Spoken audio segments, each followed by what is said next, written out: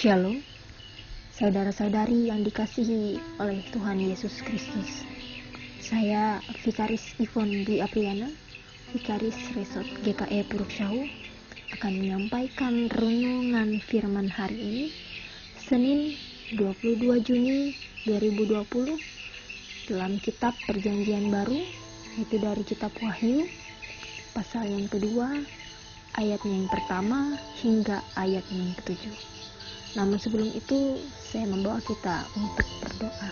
Kita berdoa. Bapa, kami berterima kasih atas berkat dan penyertaan yang Engkau berikan kepada kami setiap harinya.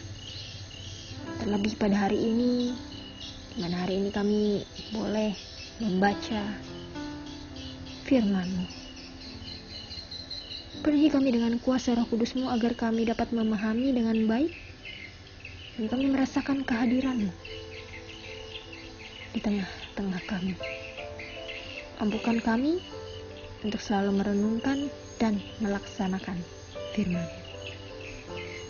Inilah doa yang kami alaskan di dalam nama anak-Mu Yesus Kristus. Amin. Mari kita baca kitab Wahyu pasal yang kedua, ayat yang pertama hingga ayat yang ketujuh, di bawah perikop kepada jemaat di Efesus. Tuliskanlah kepada malaikat jemaat di Efesus.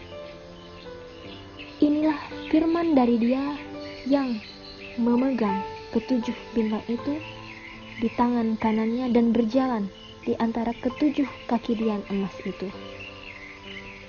Aku tahu segala pekerjaanmu, baik jerih payahmu maupun ketekunanmu. Aku tahu bahwa engkau tidak dapat sabar terhadap orang-orang jahat, bahwa engkau telah mencobai mereka yang menyebut dirinya rasul, tetapi yang sebenarnya tidak demikian, dan bahwa engkau telah mendapati mereka pendusta, dan engkau tetap sabar dan menderita oleh karena namaku, dan engkau tidak mengenal lelah. Namun demikian aku mencela engkau, karena engkau telah meninggalkan kasihmu yang semula. Sebab itu ingatlah betapa dalamnya engkau telah jatuh. Bertobatlah dan lakukanlah lagi apa yang semula engkau lakukan.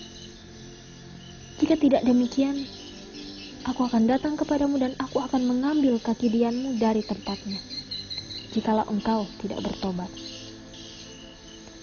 Tetapi ini yang ada padamu, yaitu engkau membenci segala perbuatan pengikut Nikolaus, yang juga kubenci.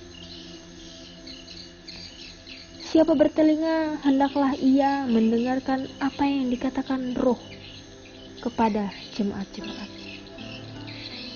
Barang siapa menang, dia akan kuberikan makan dari pohon kehidupan yang ada di taman Firdaus Allah.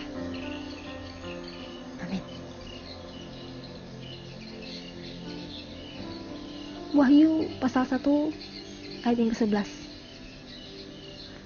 Apa yang engkau lihat, tuliskanlah di dalam sebuah kitab dan kirimkanlah kepada ketujuh jemaat ini: ke Efesus, ke Smyrna, ke Pergamus, ke Tiatira, ke Sardis, ke Philadelphia, dan ke Laodikia.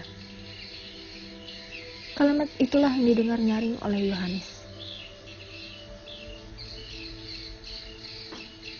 Dan pada hari ini kita dibawa untuk melihat pesan kepada jemaat di Efesus. Yesus, Dia yang berjalan di tengah-tengah gereja. Dia berjalan seperti seorang penjaga. Gereja ingin dibawanya, ingin dipanggilnya untuk bertanggung jawab. Dan dengan tujuan utamanya adalah mendorong dan mengangkat gereja itu. Dan beberapa hal yang bisa kita ambil sebagai seorang Kristen sebagai saksi iman di dalam nas hari ini. Yang pertama adalah untuk terus melayani Tuhan dengan rajin, tekun, dan sabar. Dalam nas ini, Yesus dalam tanda kutip mengevaluasi gerejanya di Efesus. Dia memuji mereka atas kerja keras dan ketekunan. Jemaat itu menanggung banyak hal demi Yesus dan tidak lelah melakukannya. Saudara-saudariku, ketika di masa pandemi COVID-19 yang sudah lebih kurangnya 3 bulan ini kita lalui, aktivitas, kegiatan, acara di mana-mana tempat, baik dalam kantor, bahkan di dalam gereja itu terganggu. Pelayanan terhambat. Tapi dalam melayani Tuhan, di situasi seperti itulah kita melibatkan kerja keras, ketekunan, bahkan kesabaran. Apalagi kita juga mulai bisa memasuki new normal. Kita mulai boleh untuk beraktivitas dan beribadah, walau kita tetap harus mengikuti protokol yang berlaku. Dan ada baiknya, itu semua tentu harus dilakukan dengan baik dan terstruktur.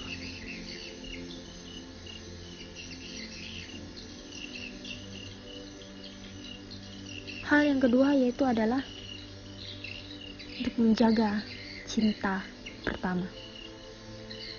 Tapi yang ingin saya tanyakan adalah, siapa cinta pertama saudara-saudari? Ya, Yesus. Yesus memberitahu orang-orang Efesus bahwa mereka telah meninggalkan cinta pertama mereka. Aku mencela engkau karena engkau telah meninggalkan kasihmu yang semula. Perbuatan kasih yang semula dilakukan itu ditinggalkan. Lalu apa yang diinginkan Yesus ketika jemaat itu meninggalkan cinta pertamanya?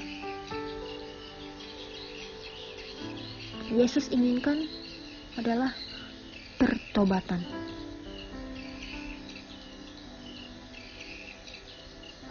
Ada beberapa orang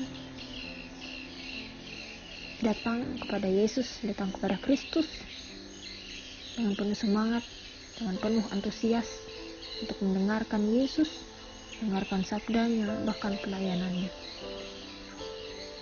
Namun seiring waktu, semangat dan antusias itu hilang, seakan membosankan, dan kadang bisa tenggelam dalam rutinitas kehidupan dan lupa untuk menghidupkan hubungannya dengan Yesus. Hal yang ketiga adalah kita harus menjadi pemenang. Saat itu, jemaat di Efesus menghadapi 2 masalah besar. Mereka dihadapkan dengan orang-orang jahat, dengan ajaran palsu, serta mereka kehilangan cinta pertama mereka. Dan untuk menjadi menang, untuk mereka menang dalam menghadapi masalah itu, tentu harus ditangani dengan baik. Dan saudara-saudariku, bukankah orang yang kehilangan cinta pertamanya itu akan lemah, goyah, sehingga lebih rentan terhadap kejauhan,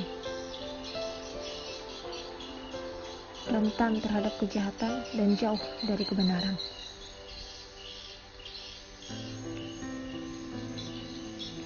Barang siapa menang, dia akan kuberi makan. Ketika kita menang, kita akan dihargai dengan kehidupan yang kekal. Kata khusus Yesus Kristus kepada gereja di Efesus adalah untuk kembali kepada cinta pertama. Pesannya untuk menjaga cinta pertama itu abadi dan memiliki nilai abadi. Ini pesan penting bagi gereja-gereja dari segala usia. Dan tiap individu pun juga harus memperhatikan. Setiap orang percaya harus tetap hidup dan menjaga intensitas cintanya kepada Sang Rabi, yaitu Yesus. Hari ini semua gereja perlu dengarkan dengan seksama pesan-pesan yang relevan untuk kita di masa kini. Roh boleh berbicara dalam hati dan pikiran kita, baik itu melalui pengalaman kita atau mendengarkan dari pengalaman orang lain. Bahkan yang lebih pasti melalui firman yang sudah sering kita baca dan kita renungkan tiap harinya. Pengikut Kristus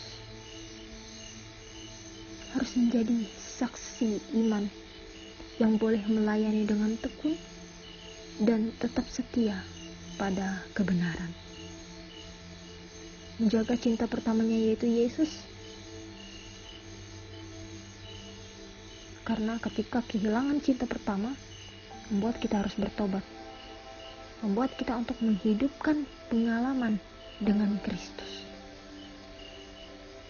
Kita harus jadi pemenang dalam mengatasi semua pertentangan, kejahatan, dan pengajaran yang salah.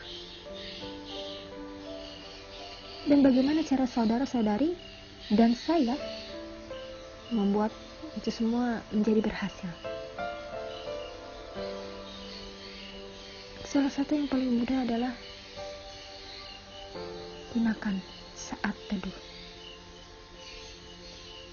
mencari ketenangan pribadi, menyerahkan diri sepenuhnya kepada Tuhan, berdoa, merenungkan firman Tuhan.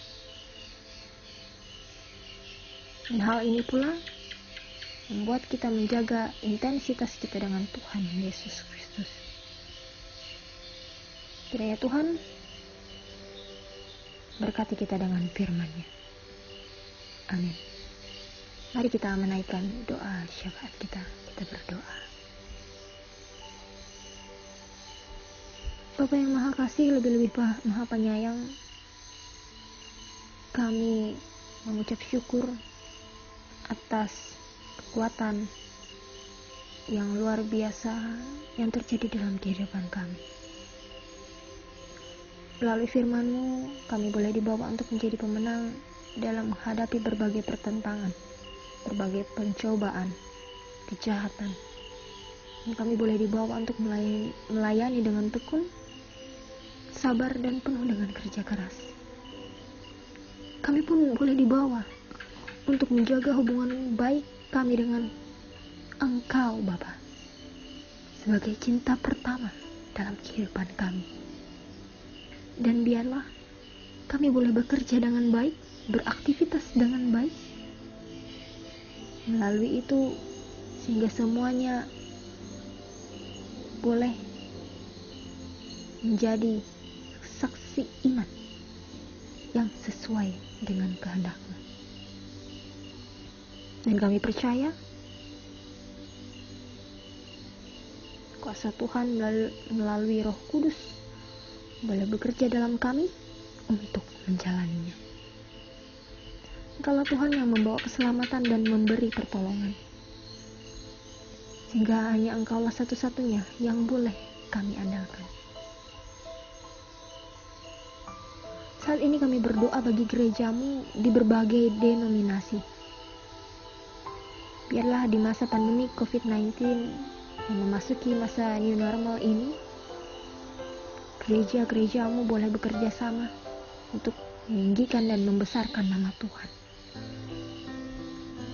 Begitupun kami juga berdoa bagi jemaat-Mu di Makunjung. Hanya Engkau yang tahu pergumulan dan persoalan yang terjadi dalam pelayanan maupun di luar jemaat-Mu.